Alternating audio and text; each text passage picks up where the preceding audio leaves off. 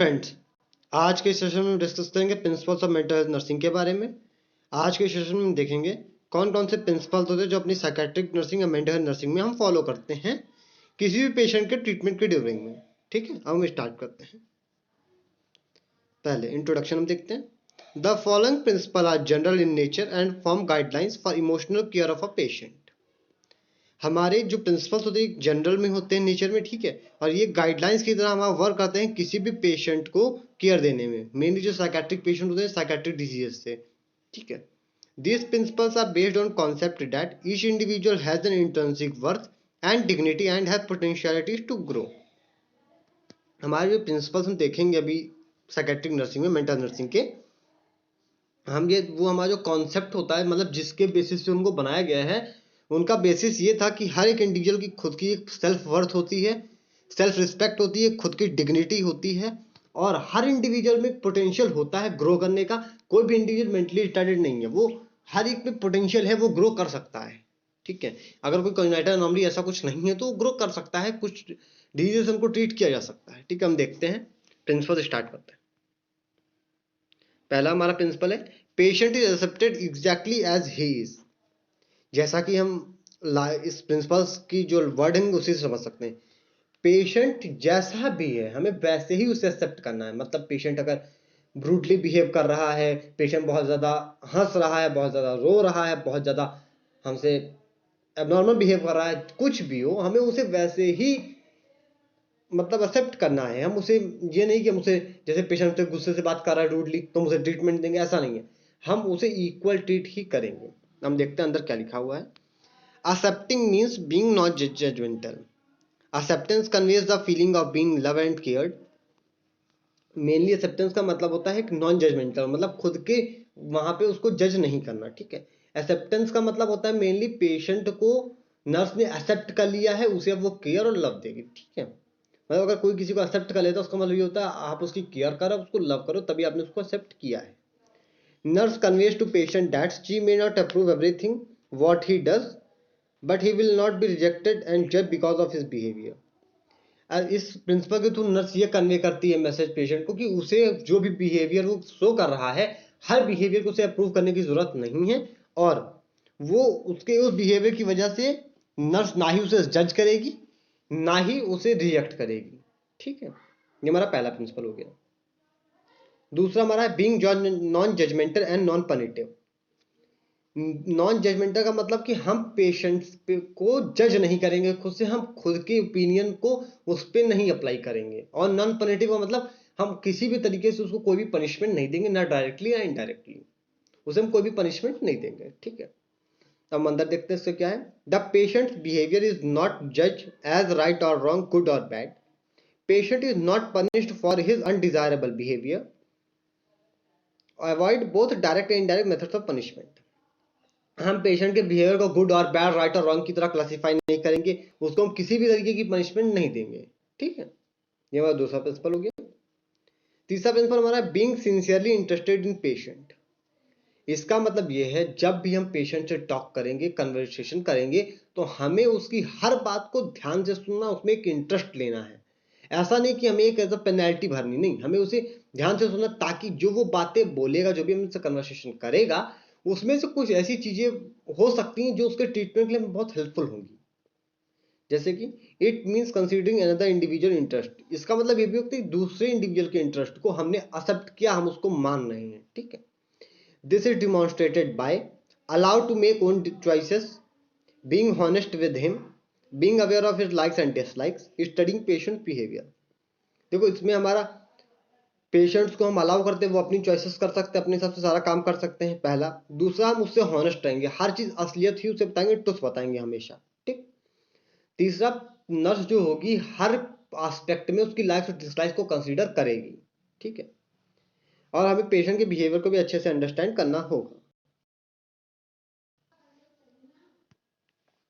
अगला हमारा fourth principal है talking with a purpose. The nurses conversation with the patient must around his needs, wants and interest. जो nurse का conversation होगा patient के साथ, वो उसकी नीड्स, उसकी डिमांड, उसके इंटरेस्ट के आसपास ही रहेगा, उसी से रिलेटेड वो उससे कन्वर्सेशन करेगी। ठीक है, अगला पॉइंट है indirect approaches like reflection, open ended questions presenting reality, avoid evaluative probing question and help to explore feelings. Talking with the purpose का मतलब है पेशेंट से जो नर्स कन्वर्सेशन करेगी वो एक पर्पसफुल कन्वर्सेशन होगा। पर्पसफुल का मतलब है कि जो भी कन्वर्सेशन पेशेंट नर्स से करेगी, नर्स करेगी पेशेंट से, उससे जो बातें करेगी, हो सकता है उन बातों में कोई पेशेंट ऐसी बात बोल दे जो उसकी डिजीज कंडीशन का, जो उसकी प्रॉब्लम का रीजन हो। ठीक है, तो हमें एक पर्पसफुल टॉकिंग करनी है। हमें वहां पे ओपन एंडेड क्वेश्चंस को देना, मतलब कि हमें उससे ओपन एंडेड क्वेश्चंस देने हैं, मतलब हम उसे ऑप्शन नहीं देंगे आंसर में। हम कोई भी क्वेश्चन बोलेंगे, हम उसके हिसाब से उसे आंसर बताने का चॉइस देंगे। हम ये नहीं कि हम उससे बोलेंगे कि हाँ ये क्वेश्चन है, उसके ये ऑप्शन है, ऐसा नहीं है। ठीक है, अगला देखते हैं फिफ्थ प्रिंसिपल, लिसनिंग। हमारा जो लिसनिंग होता है ये एक हमारा साइकेट्रिक नर्स या फिर हमारा एक जो एक नर्स होती है नॉर्मल नर्स, उसका एक बहुत इंपॉर्टेंट फंक्शन है। एक नर्स को एक्टिव लिसनर होना चाहिए। It is an active process. The nurse should take time and energy to listen to what the patient is saying. She must be good listener and show interest.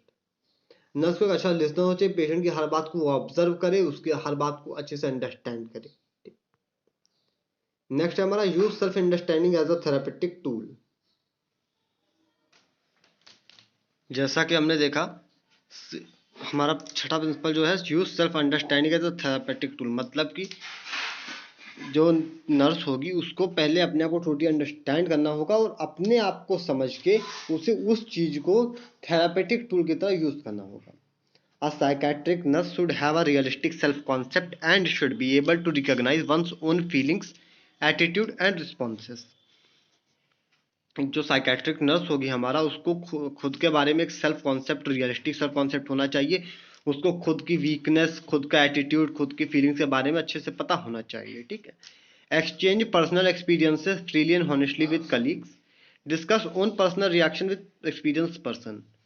Nurse, जो भी nurse होगी वो अपने personal experiences को अपने honestly और freely अपने colleagues के साथ शेयर कर सकती है। अपने एक्सपीरियंसेस को, अपने पर्सनल रिएक्शंस को एक्सपीरियंस पर्सन के साथ भी शेयर कर सकती है। ठीक है, नेक्स्ट हमारा सेवंथ प्रिंसिपल देखते हैं, consistency is used to contribute to patient security. Consistency means having routine pattern which reduces anxiety and fear. There should be consistency in the attitude of staff who are routine defining limitations patient placed on patient. Consistency का मतलब यहाँ पे यह है कि हम patient को जो भी चीज़ें पेशेंट के साथ अप्लाई, जो भी इंटरवेंशंस करेंगे पेशेंट पे, जिस तरीके से पेशेंट से बिहेव करेंगे, उनमें कंसिस्टेंट मतलब उस चीज़ को हम रेगुलरली फॉलो करेंगे। ठीक है, और जो नर्स पेशेंट से एक बार कॉन्ट्रैक्ट करेगी, जो एक बार डील करेगी, फिर वही पेशेंट को, वही नर्स पूरे पेशेंट को पूरा ट्रीटमेंट करेगी, ताकि पेशेंट को ईजिली हो एक आईपीआर मेंटेन करने में। ठीक है, और अगर पेशेंट को कंसिस्टेंसी मेंटेन किया गई तो उसका फियर और एंग्जाइटी भी बहुत रिड्यूस रहेगा। नेक्स्ट है eighth principle, reassurance should be given in subtle and acceptable manner. It means building patient's confidence. For giving reassurance, understand and analyze situation. सबसे रीअश्योरेंस का मतलब ये पेशेंट को अश्योर करना कि हाँ तुम ठीक हो जाओगे, तुम हेल्दी हो, तुम सही हो, उसे एक पॉजिटिव एटीट्यूड डेवलप कराना। ठीक है, हमारा रीअश्योरेंस का मेनली मतलब होता है किसी इंडिविजुअल के इंटरेस्ट को डेवलप करना या बिल्ड करना, और किसी भी इंडिविजुअल को हमें फॉल्स रीअश्योरेंस नहीं देना है, क्योंकि वो वहाँ पे एक अलग ही प्रॉब्लम, न्यू प्रॉब्लम क्रिएट कर सकता है। नेक्स्ट हमारा नाइन्थ है, patients behaviour is change through emotional experience by not bye rational interpretation. इसका मतलब ये हम पेशेंट्स के बिहेवियर को इमोशनल प्रोसेस के थ्रू चेंज कर सकते हैं। हम रैशनल मतलब रीजंस को दे के उसके बिहेवियर को चेंज नहीं करा सकते। हम उसके बिहेवियर को इमोशनल प्रोसेस, इमोशनली उसको चेंज करा सकते हैं। ठीक है, in psychiatry we focus on feelings. Role play and socio drama are a few avenues of providing collective emotional experience and insight to his own behavior.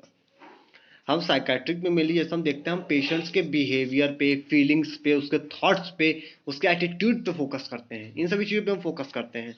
ठीक है, इसलिए यहाँ पे भी हम रोल प्ले, सोशियो ड्रामा वगैरह चीज़ों को हम यूज़ करके उसको इमोशनली उसके बिहेवियर को हम चेंज करेंगे। ठीक है, एक मिनट, हमारा 10th प्रिंसिपल है, unnecessary increase in patients anxiety is avoided. इसका मतलब ये है कि पेशेंट जो भी हॉस्पिटल में एडमिट है उसकी जो एंग्जाइटी है वो हमें रिड्यूस करनी है, किसी भी रीजन से वो इंक्रीज नहीं होनी चाहिए, जिसका हमें ध्यान रखना है। ठीक। कुछ रीजन है जो हमें अवॉइड करने होंगे जो कि उसकी एंग्जाइटी को इंक्रीज कर सकते हैं। पहला है showing nurses own anxiety, nurses को खुद की एंग्जाइटी को पहले अवॉइड करना है, पेशेंट के सामने रिफ्लेक्ट आउट नहीं होने देना है। दूसरा, showing attention to deficits of patient. दूसरा, पेशेंट की डेफिसिट्स को उसके सामने प्रेजेंट नहीं करना है। ठीक। तीसरा, placing demand on patient which he can not meet, और कोई भी ऐसी एक्टिविटी, कोई भी ऐसी डिमांड पेशेंट से नहीं रखनी है जो वो फुलफिल ना कर सके। ठीक है। जैसे कि कोई ऐसा वर्क जो पेशेंट नहीं कर सकता फिर भी उससे बोलेंगे करने के लिए, तो ये उसके सेल्फ कॉन्फिडेंस को और डिक्रीज करेगा, ये उसको और प्रॉब्लम क्रिएट कर सकता है। अगला, direct contradiction of psychotic ideas of patients. और पेशेंट के जो साइकोटिक आइडियाज हैं उसको डायरेक्टली हमें मतलब मना नहीं करना है कि नहीं, जो अगर वो बोले नहीं ऐसा, कोई भी मतलब वो गलत चीज बोलता है साइकोटिक आइडियाज, तो हम डायरेक्टली उसे ये नहीं कर सकते नहीं ऐसा नहीं होता, ये नहीं हो सकता। हम उसे अपने इमोशनल प्रोसेस के थ्रू, उसे कन्वर्सेशन के थ्रू उसको चेंज करेंगे थॉरोली। हम एकदम से उससे कॉन्ट्राडिक्ट नहीं कर सकते। ठीक है। अब 11th प्रिंसिपल है हमारा objective observation of patient to understand his behaviour. हम यहाँ पे एक ऑब्जेक्टिव मेथड ऑब्जर्वेशन का यूज करेंगे पेशेंट के बिहेवियर को टोटली समझने के लिए। ठीक है।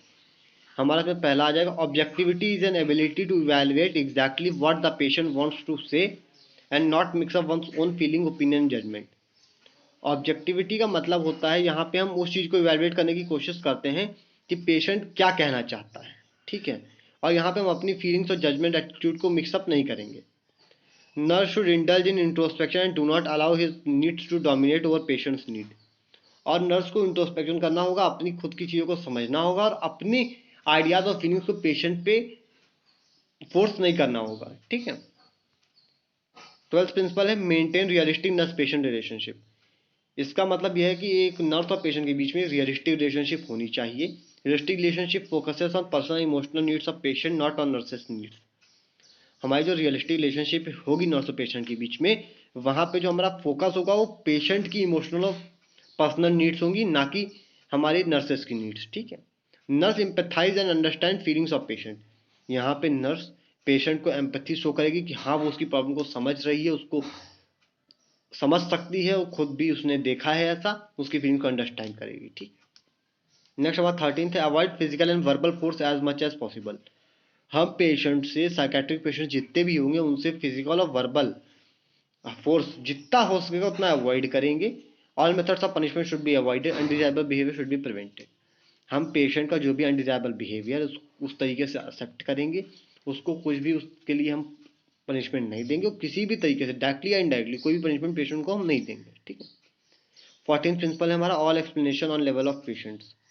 हम जितना भी एक्सप्लेनेशन पेशेंट को देंगे वो उसकी level of knowledge, level of intellectuality के अकॉर्डिंग होगा। हम ऐसी चीजें उसको नहीं बताएंगे जो वो समझ ना सके, जो वो अंडरस्टैंड ना कर सके। The extent of explanation depends on span of attention, level of anxiety, level of ability to decide. मतलब हम जो भी चीज़ एक्सप्लेन करेंगे वो डिपेंड करेगी पेशेंट की स्पैन ऑफ अटेंशन पे, उसकी एंग्जाइटी लेवल पे, उसकी एबिलिटी, उसके डिसीजन मेकिंग एबिलिटी पे। हमारा नेक्स्ट तो लास्ट प्रिंसिपल है procedures are modified but basic principle remain same. मतलब कि हमारे मेंटल हेल्थ नर्सिंग में कुछ हमारे बहुत सारे प्रोसीजर्स हैं जो कि मॉडिफाई किए गए हैं पहले के मुकाबले। पहले के ज़माने में कुछ और होता था, अब कुछ और। पहले जैसे कि हमारा इलेक्ट्रोकन्वल्सिव थेरेपी है, हमारी साइकेट्री में इलेक्ट्रोकन्वल्सिव थेरेपी देने का जो फंक्शन था, जो प्रोसीजर था, वो पहले दूसरा था, दूसरा है। ठीक है। पहले पेशेंट्स को, जो साइकेट्रिक पेशेंट्स उनको ट्रीट करने की जो प्रोसीजर था, जो पूरा ट्रीटमेंट क्राइटेरिया था, वो अलग था, आज अलग है। ठीक है। लेकिन जो बेसिक प्रिंसिपल्स हैं उन प्रोसीजर्स के लिए वो सेम रहेंगे, वो चेंज नहीं होंगे, प्रोसीजर सेम रहेंगे। सिर्फ और सिर्फ उसमें कुछ नई चीजें ऐड होंगी या कुछ चीजें सब्ट्रैक्ट होंगी, जो ह्यूमन नीड्स के लिए लगता है कि नहीं ये इंपॉर्टेंट नहीं, उसे हटाया जाएगा, और जो चीज ज्यादा जरूरी लगती है उसे ऐड किया जाएगा, बस इतना ही। इसमें हमारा कौन कौन से बेसिक प्रिंसिपल्स हम देख सकते हैं। पहला हमारा सेफ्टी है पेशेंट की, उसका कंफर्ट, प्राइवेसी, पेशेंट की economy of time, economy of energy and material. आज का सेशन हम यहीं पे एंड करते हैं। Thank you.